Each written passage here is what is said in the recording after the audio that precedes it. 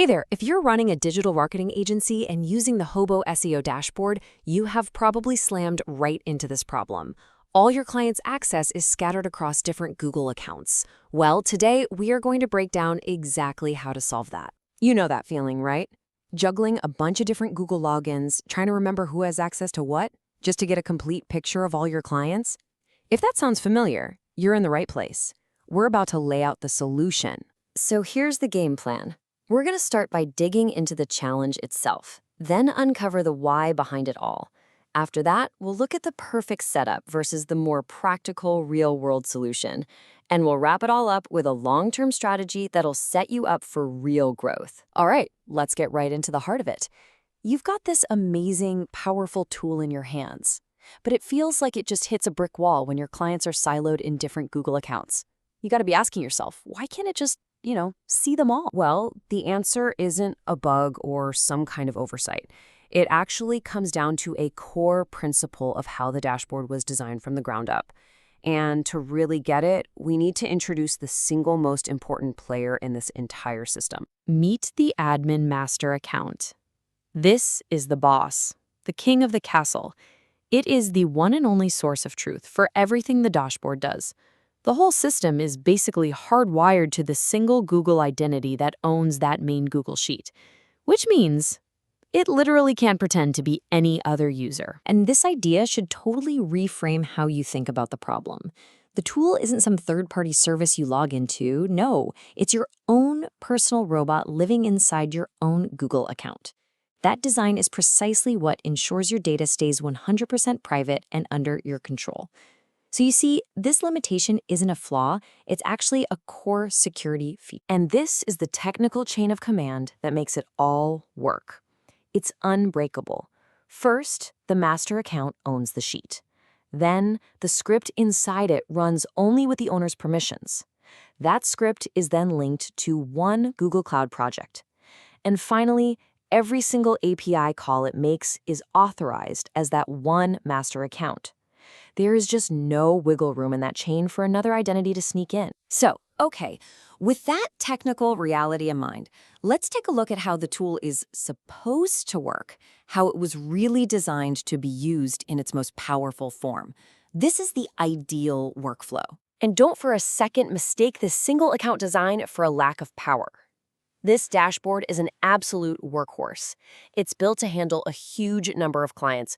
We're talking up to 500 websites by default, all from a single dashboard, as long as they're all accessible by that one admin master account. And it handles that scale by being incredibly smart about it. Instead of just hammering Google's servers with requests for all 500 sites at once, it cycles through them one by one by one. This frugal logic is a very deliberate design choice to keep everything running efficiently and, most importantly, to keep you well within Google's free API limits. So after all that, how does this help us solve our original problem? If your clients really are spread out and you just can't bring them all under one roof, what's the play? Well, the architecture we just talked about. It actually gives us the answer. You have to run parallel systems. It's really that simple. If you have a group of clients that only account A can see and another group that only account B can see, then you need two totally separate independent dashboard instances. Dashboard A, owned by account A, handles its clients, and Dashboard B, owned by account B, handles its own. They are two completely separate worlds. And hey, if this whole thing feels a little bit clunky, it's really important to know this isn't some weird quirk of the Hobo tool. It's a characteristic of the Google ecosystem itself. I mean, anybody who's ever tried to build a single Looker Studio report that pulls data from multiple, separate Google Analytics accounts has run into this exact same wall.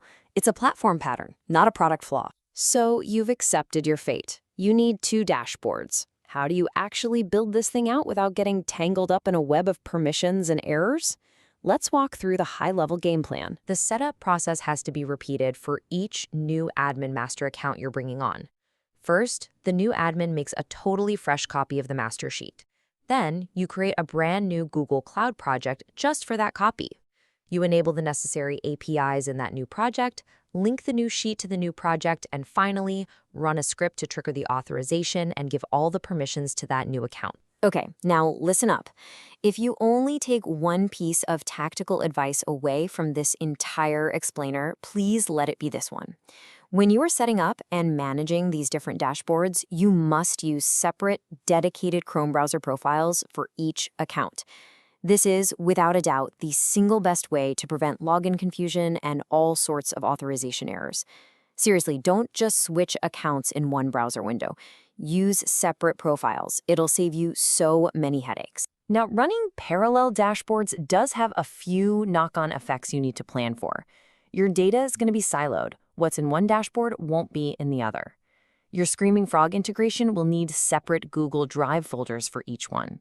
And of course, each dashboard's automation will run on its own schedule.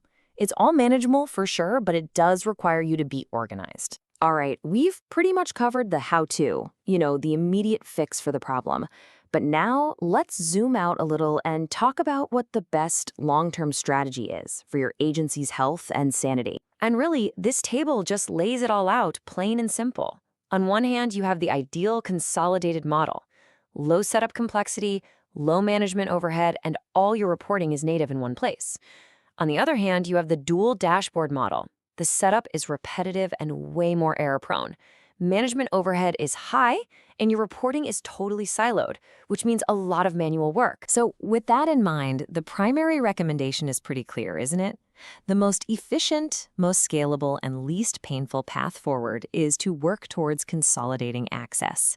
You need a process to systematically ask all of your clients to grant Google Search Console access to a single, dedicated admin master account for your agency. This one move eliminates all the problems we've talked about today. But look, we get it. Consolidation isn't always possible, at least not right away. If that's you, you can still operate effectively. You just need to be disciplined.